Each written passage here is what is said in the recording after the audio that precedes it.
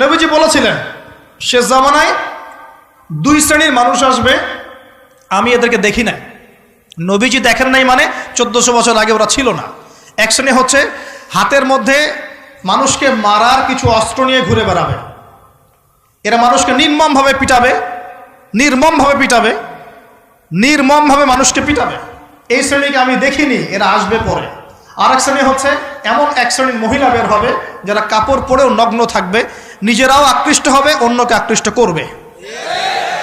তো এই মেয়েদেরকে তো দেখতে পাচ্ছেন, এখন পাচ্ছেন না? তার মানে কিয়ামত কাছে না দূরে? আর আমি এখন ওই হাতে লাঠিওয়ালা ওই গ্রুপকেও খুঁজে পেয়েছি। হাতে লাঠিওয়ালা সেই গ্রুপ কোনটা জানেন? ওই যে ঘরের মধ্যে ঢুকায় যে ছেলেগুলোকে মেরে মেরে রাত্রেবেলা মেরে ফেলায়, সেটা গ্রুপের। বিভিন্ন হলে হলে দেখেন না, হকি স্টিক নিয়ে 8 জন 10 জন মিলে এক একটা করে ছেলেকে ডেকে নিয়ে পিটায় মেরে ফেলায়, এগুলা সেই ছেলে।